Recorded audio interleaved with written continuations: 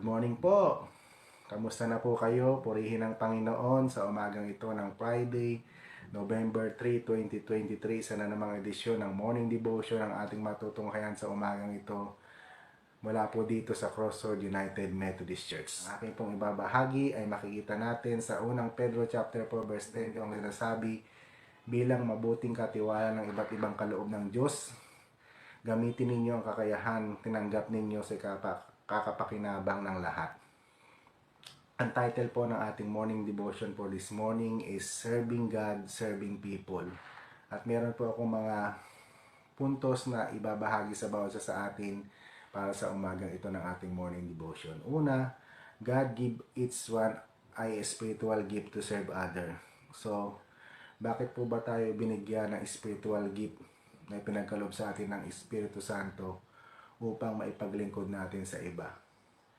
So, iniligtas tayo ng Diyos, hindi upang sarilinin mo ang kaligtasan. Pinagpala tayo ng Diyos, hindi upang sarilinin ang pagpapala. Iniligtas tayo, pinagpala ng Diyos upang gamitin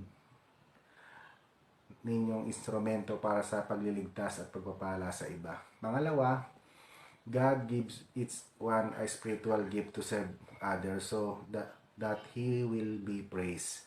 So, ang dahilan kung bakit tayo naglilingkod sa ating Panginoon, hindi upang tayo maparangalan, hindi upang tayo mataas, kundi upang tayo ay magbigay puri at lugod sa ating Panginoon.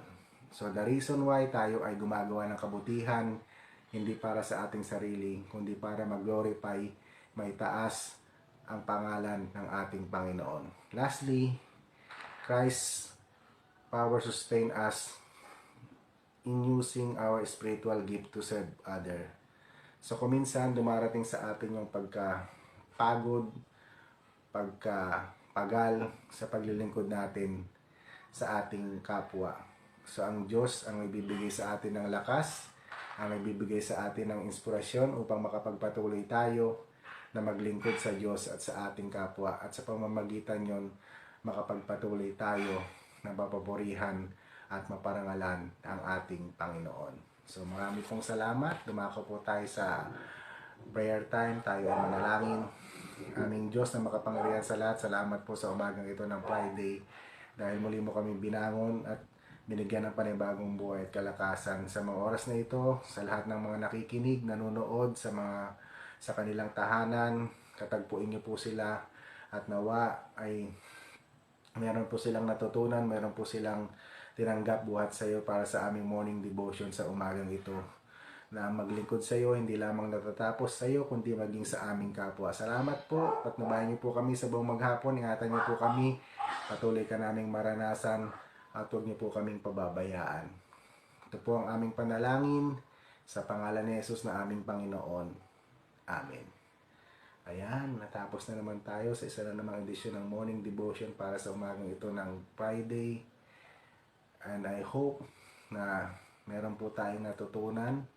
Salamat po sa inyong patuloy na pagsuporta. Magkita-kita po tayo sa mga susunod na edisyon ng morning devotion mula po dito sa Crossroad United Methodist Church.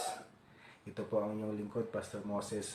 Lagi nagsasabing ang Diyos ay mabuti noon, ngayon at magpasawalang hanggan. Hanggang sa muli, paalam!